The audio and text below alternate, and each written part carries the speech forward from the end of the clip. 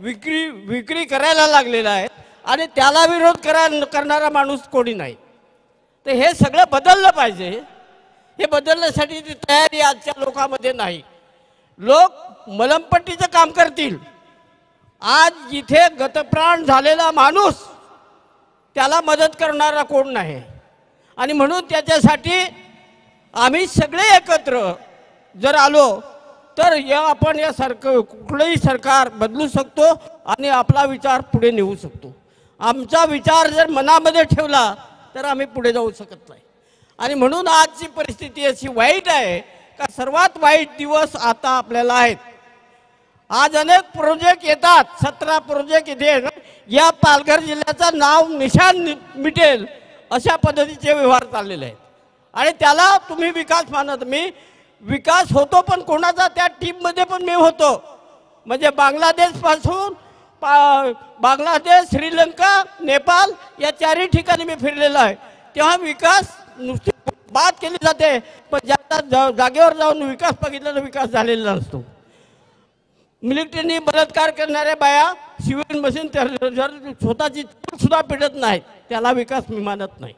विकासाच्या नावाने आपली थेअरी असली पाहिजे. आम्ही शिकलो तर आमचा बदल झाला पण अडाणी होता तो अजून आहे तसाच आहे. आज शब्दावर विश्वास, तुम्ही कागदावर विश्वास ठेवा पण माणसाला विश्वास उडतो त्याला म्हणतात तुम्हाला संघटना. आणि म्हणून याच्यासाठी आम्ही सर्वांनी एकत्र आलं पाहिजे. सर्वांनी आमची बुलेट ट्रेनला विरोध करायला फक्त आम्हीच आहेत, बाकी कोणी नाही. या सपाळ्यातल्या बायाने मग सगळ्यांना जमा केला का 200 पोलीस येतात त्याला 13 बाया आम्ही काय करणार. त्यांना मी सांगितलं का बाजारात जा, सपाळ्यात जा ना खराटे घेऊन या. 200 पोलीस येतील त्यांना खराटे नकल कुठं. आता त्यावेळेला पोलीस घाबरून खाजनातून पळून गेले. सगळे घाबरले. म्हणजे बायामध्ये ताकद आहे. पुरुष किती आहे त्याला तडीपार करण्याची प्रोसेस आहे. बायाला कोणी नाही. म्हणून बाया आपल्या पण पुढे असतात. बाया असतील तर तुम्ही वाचणार, बाया नसतील तर तुम्ही वाचू शकत नाही. सगळ्या यासाठी म्हणून आज एक चांगली गोष्ट आहे काय असोसिएशन केलं. आमचे रीतिरिवाज आज आम्हाला आदिवासी म्हणून म्हणतात तिकडे, पण आम्हाला घटनेमध्ये काय आहे अनुसूचित जमात म्हणजे काय. आम्ही गाढव आहे का गधेड आहे आमची ओळख पुसली. आम्हाला घटनेमध्ये सुद्धा नाकारलेलं आहे. आमच्या परंपरा नाकारलेल्या आहे. बिरसा मुंडांनी जरी एवढी लढाई हजारो लोकांनी बलिदान केले.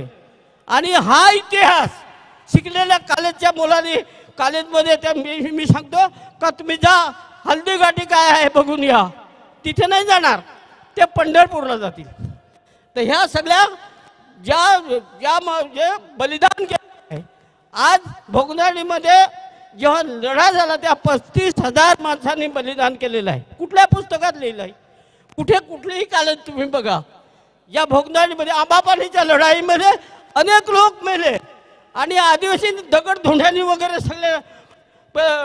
आणि जो कॅप्टन होता त्याला तिच्या याच्यामध्ये मुंडकं कापलं म्हणजे त्याला पळून गेला. तर त्या दरामध्ये त्याला या शिरपूरच्या नाक्यावर त्याचा मुंडकं टाकून ठेवलं.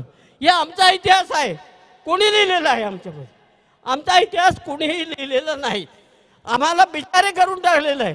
जर आमचा इतिहास लिहिला तर ज्या लोकांनी एवढे लढाई केल्या पण त्याच्या आदिवासी म्हणून कुठेही नाव नाही.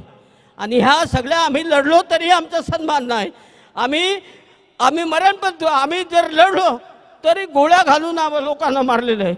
जे मिलिटरीमध्ये लोक काही आदिवासी होते ते मिलिटरीचे लोक तिथे खाजाला मदत करायसाठी जात होते तर दरीमध्ये बसले होते. बंदुका होत्या त्या चोरट्या. आणि त्या बंदुकीने त्यांना सांगितलं इव्हन बिगर आदिवासींनी सांगितलं का खाजाला मदत करायला जात आहेत.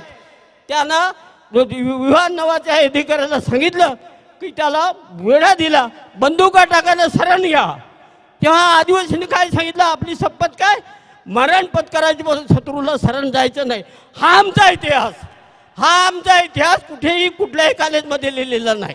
आणि म्हणून आपण एक झालं पाहिजे. आणि बाकी एक सगळ्यांनी एक. आम्ही कोणाला फरक मानत नाही. आम्ही सगळी समान मानतो.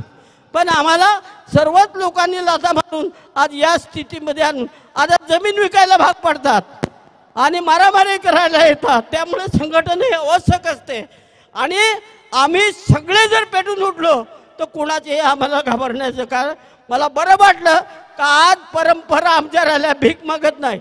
आमचा नवीनचा शिकलेला कॉलेज झालेला माणूस पैसे पाकिटमधला उचलतो.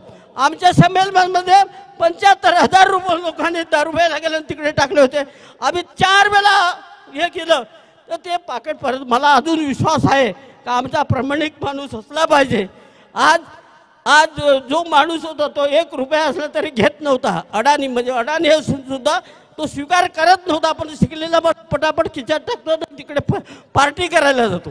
म्हणजे आम्ही काय शिकलो? समाजाचा गुण घेतलेला आहे का तुम्ही? समाजाचा गुण राहिलेला नाही. कारण त्याचं कारण काय? आमचा इतिहासच कुठे पुस्तकात लिहिले गेलं नाही. आणि म्हणून आता एक होण्याची गरज आहे. मरण पत्करायचं पण शरण जायचं नाही. या बाण्याचा जर इतिहास बनला असता तर या देशामध्ये कोणारी भिकारी दिसला असता. तर म्हणून यासाठी एक भाषण द्यायला नाही मी आलेलो आहे. माफ करा. मी आता सगळ्यांना सांगतो की असाच कार्यक्रम ठेवा. गावागावात जा. म्हणजे कांबड्याचं हे गाणं सांगितलं काय सांगते? पाणी पडेल का नाही पडेल, भात पेरू का नको पेरू. म्हणजे एवढा संदेश आपल्या आदिवासीमध्ये आहे. आणि एकमेकाला सहकार करण्याची गाण्याच्या रूपाने तो एकत्र येत होतो. तारपा बंद झाला आहे तो आपल्याला चालू करायला पाहिजे. पण तारपा कुठे कोण शिकवणार? शिकवणारा पण इथे माणसं नाही. पण मिळतील. गुढी असेल, आम्हाला आपुलकी असेल तर मी तारपाई शिकू, काय पण करू. पण आज सर्वांनी